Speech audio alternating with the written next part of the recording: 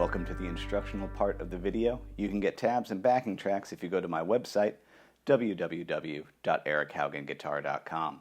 For additional resources, consider supporting me on Patreon.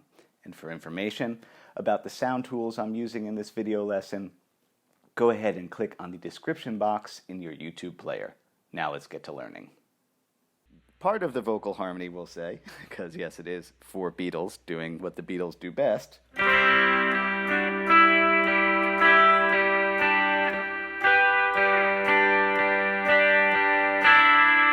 Let's look at that. So 0, this song is in G, so it's interesting. They're kind of coming in from a C chord, really. 0, 1, 0. And then 0, that's moving up in thirds. At least 2 of them are singing in thirds. 0, 3, 2. 0, 5, and 3. Back to 0, 3, 3. So you got...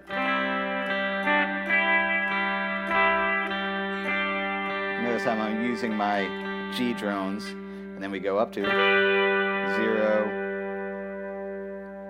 8, and 7. That's a G chord. Back to a G chord there, 0, 3, 3.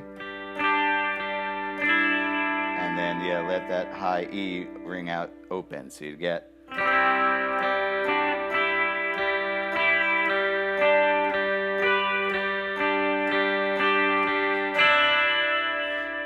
And then the riff on the original recording, I believe it's Paul plays. It sounds like Paul playing guitar. Is a bar.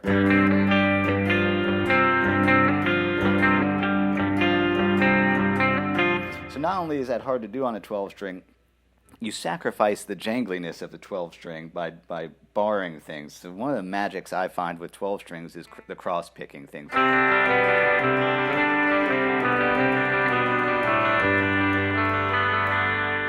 That to me, that's, if you're, you know, is the 12-string sound. So it's like, well, what's it like a cross-picky way to do that riff? Ooh, jangly. 3, 3, 0, 0. 3, 3, you know, there's that gap.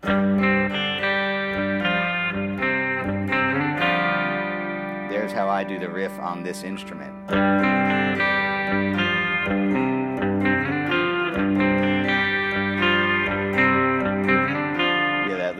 Slide from 3 to 5 to get the 3 on the D string there, and you can accidentally let those bump into each other if you want, because when dealing with 12s, like this fine penguin here. Oh wait, am I wearing a penguin?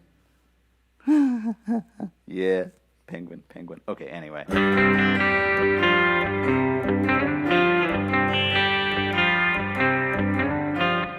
Now, you know, if you're a Beatles fan, and who isn't really, you know, we've all learned this song probably, or you could look up the chords. It's, you know, you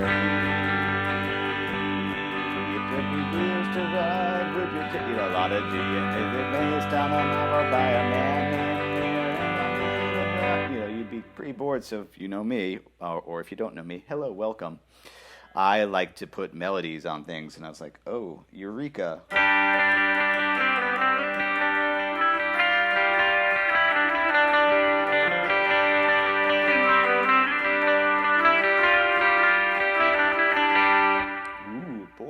That sure is jangle-tastic. So what do we got there?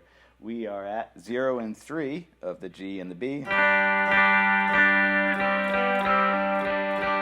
our Paul's vocal melody. So yeah, 3, 3, 3, 1, 0, 1, 3, 3, 3. Shift forward.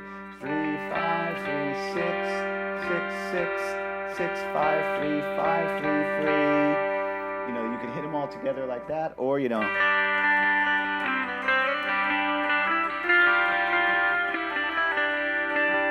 And that's the magic of the 12-string. It's a pretty simple idea, but because of the jangles, it's it's quite a thing. It goes around again.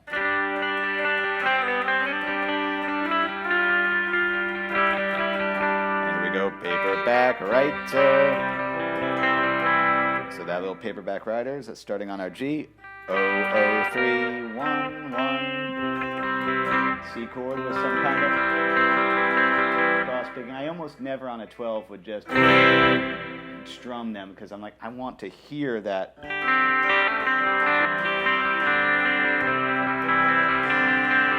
To me, that's the magic of 12. Yeah, Roger McGuinn with his like pick and like claw that he would do. I think that's where this instrument shines. So yeah, paperback, right?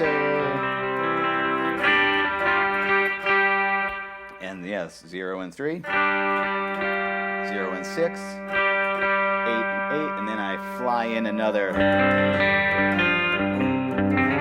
I cut and pasted that from another, from earlier in the song, digital, and then I just took the melody and dropped it the octave.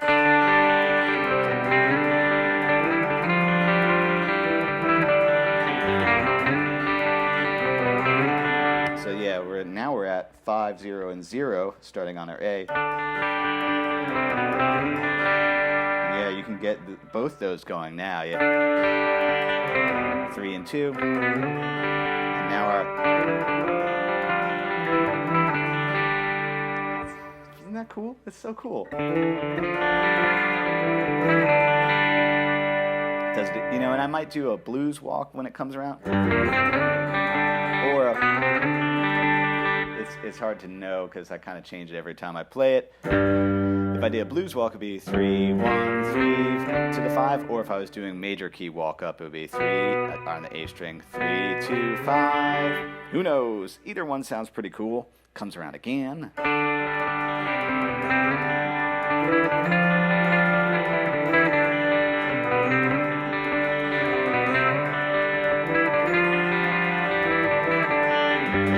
Now the paperback rider's down low. Paperback right.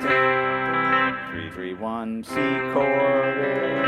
And then back in from the 4. And then a final. G